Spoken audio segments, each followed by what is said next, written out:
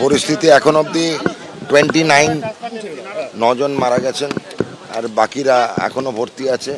Total একজন very critical, বাকি 4জন critical but not so critical. বললাম যে একজন ভেরি ক্রিটিক্যাল, 4জন ক্রিটিক্যাল, তো 5জন গেল আর বাকি 15জন স্টেবল আছেন। 3জন বাকি আছে, বাকি সব পোস্টমর্টম হয়ে গেছে। হ্যাঁ, একটা আপডেট নিলাম কুইক, আমি অ্যাসেম্বলিতে যাব। যুদ্ধকালীন তৎপরতায় চিকিৎসা চলছে। Orthopaedic surgeon, neuro surgeon, anaesthesiology, critical care, dental surgeon বা ম্যাক্সিলোফেশিয়াল সার্জন সবাই রয়েছে এখানে।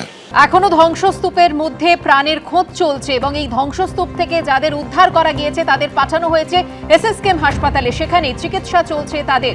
আজকেই এসএসকেএম হাসপাতালে গেছিলেন স্বাস্থ্যমন্ত্রী শারদ দত্ত মুখোপাধ্যায়। এই মুহূর্তে আমাদের প্রতিনিধি সন্দীপ সরকার রয়েছেন আমাদের সঙ্গে, চলে যাব সন্দীপের কাছে। সন্দীপ, আমরা জানি যে মৃতদের দেহ কিন্তু ইতিমধ্যেই ময়না তদন্তের জন্য পাঠানো হয়েছে।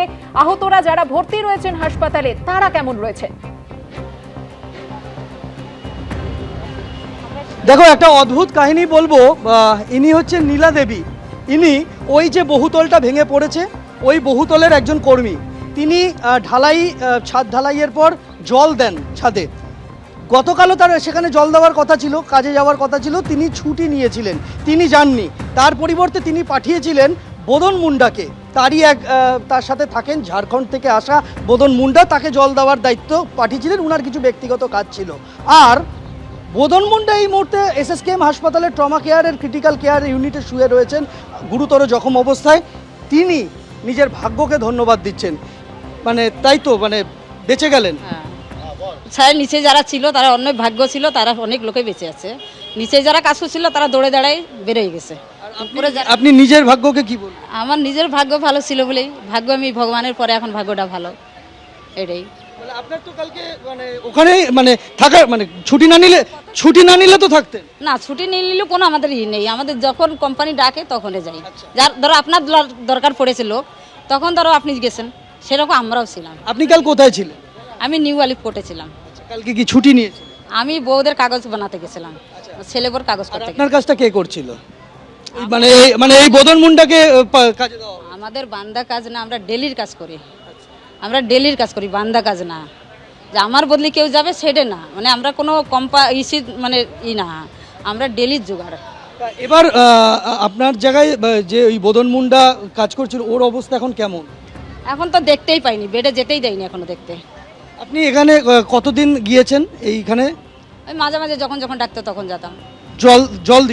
জল দিতে আসছে। ওই যে বাউন্ডারি হয়েছে, বাউন্ডারির গাঁথনি নিচে ঢালাই হয়েছে, ও ঢালাইতে গেছি। এখন কি কাজ চলছিল আজকাল? এখন ছাদে খালি ঢালাই চলছিল। 3 তলা তো ঢালাই হয়ে গেছিল, নিচে ঢালাই চলছিল, দোতলার পরে ঢালাই চলছিল। আর আপনারা এখন জল দিতেন কোথায়? 3 তলায়? উপরে 3 তলায় জল দেওয়া হচ্ছিল, তার পরেরটাও জল দেওয়া হচ্ছিল, ও তার নিচেরটাই ঢালাই চলছিল। আপনি বলছিলেন, শুনছিলাম যে যখন ওপরে কাজ করতে উঠতেন তখন নাকি একদিন জল দেওয়ার সময় হঠাৎ করে একটু মাথা ঘুরছিল, অনেক বিল্ডিং কাঁপছে কি মেশিং এর দ্বারা পাশে আমি বুঝতে পারিনি, আমি নিচে চলে আসি। ভয় বলে আমার কোনো জিনিস লাগেনি। এটা হয়ে গেছে তোমার আজ থেকে 10 দিন আগে। জল দিচ্ছিলেন? 10 দিন আগে জল দিচ্ছিলাম। তখন ভাইব্রেটর চলছিল? হ্যাঁ, ভাইব্রেটর চলছিল। আবার যে ঢালাই মেশিং যে গাড়ি হয়, ও পাইপ দিয়ে যে মাল তুলছে, ও মেশিংও লাগাচ্ছিল। তো তখনই আপনার মনে হলো যে একটু কিছু কেঁপে হ্যাঁ, কেঁপে আসছে, ওই জন্য আমি নেমে গেছিলাম। সেদিন বুঝতে পারিনি। সেদিন যখন তিনি কাজ করতে উঠেছিলেন দিন 10 আগে, হঠাৎ তার মনে হলো বাড়িটা কাঁপছে, ভাইব্রেটর চলছিল, ঢালাই মেশিন চলছিল, আর তিনি জল দিচ্ছিলেন। আর সেই সময় তিনি তড়িঘড়ি ওপর থেকে নিচে নেমে আসেন। তাই বলছেন এই কর্মী যে তার নিজের ভাগ্যকে ধন্যবাদ দেওয়া ছাড়া আর কোনো উপায় নেই যে কালকে তিনি সেখানে উপস্থিত ছিলেন না।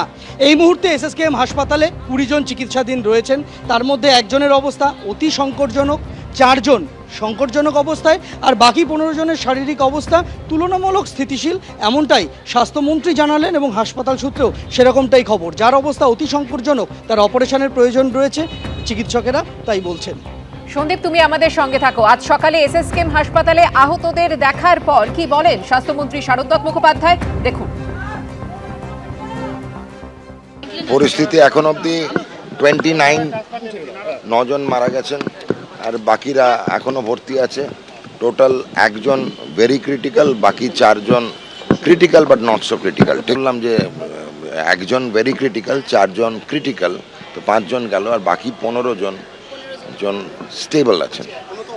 3 জন বাকি আছে, বাকি সব পোস্টমর্টম হয়ে গেছে।